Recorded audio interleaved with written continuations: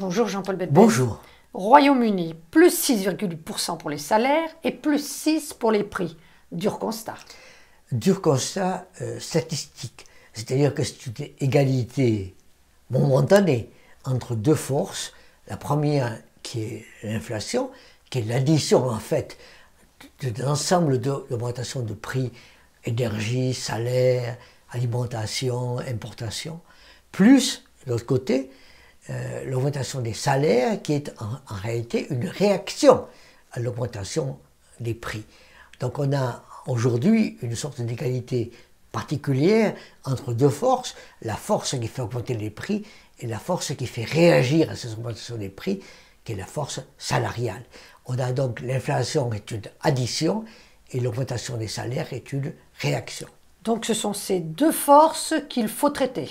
Ce sont des forces qui sont traitées, qui sont des forces différentes, puisque l'une est d'une certaine manière statistique et l'autre réactive, mais on les traite aujourd'hui avec la même technique, la même médecine, qui est l'augmentation des prix, l'augmentation des taux. Pardon. Et l'augmentation des taux, en disant, ne vous inquiétez pas, ça suffira, ça calmera. Simplement, on voit bien qu'on n'y est pas. Parce que les taux d'intérêt anglais sont à 5,25, par rapport à une inflation à 6,8, on voit bien qu'il faudra au moins une ou deux augmentations des taux d'intérêt, avec le prix à payer ou le poids à payer sous l'activité économique et le risque de ralentissement économique, sinon de récession. Alors que peuvent faire les responsables en dehors de ça? Ben, les responsables anglais, on voit bien ce qu'ils font. Ils parlent, et ils essaient de calmer le jeu, d'expliquer et de dire « Attendez, ce que nous faisons marchera. Pas tout de suite, mais dans un an, dans quelque temps. Il n'y a pas de solution miracle à la situation dans laquelle nous sommes. » Et donc ils demandent au peuple anglais d'attendre, de patienter, et pour le moment, le peuple anglais accepte. Et il y a quand même une caractéristique particulière de ce peuple. Oui. La patience. La patience. En France, ce serait pas du tout pareil. On aurait des explosions. On aurait des explosions tout simplement parce qu'en Angleterre, ils payent. Oui, on a la conséquence des années Thatcher, à savoir les affaiblissements des syndicats. Il y a des tensions sociales, mais elles sont localisées, rien n'est globalisé. Et donc aujourd'hui, on a les Anglais, et les syndicats anglais et les salariés anglais qui se rendent compte que depuis 2 ans ou 3 ans, ils ont perdu en pouvoir d'achat. Ils essaient de retrouver, mais ils sont évidemment très en retard. C'est pour ça que l'activité économique est également faible.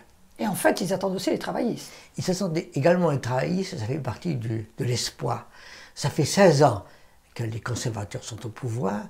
Ça fait 16 ans qu'ils se disent qu'il y a eu des erreurs importantes, avouées ou pas, Brexit ou pas, mais ils se disent que dans 2 ans, avec les travaillistes, ils auront quelque chose qui sera nouveau, en tout cas différent.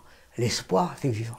Donc cette égalité à 6,8% salaire-inflation est un mirage. Est un mirage un mirage statistique, un ajustement de deux forces différentes. Il y en a une qui va réduire l'inflation. Simplement, si elle se réduit vite trop, il y aura évidemment un problème de croissance. Quant à l'autre force, qui est la force des salaires, si elle continue, il y aura un autre risque qui est le retour de l'inflation.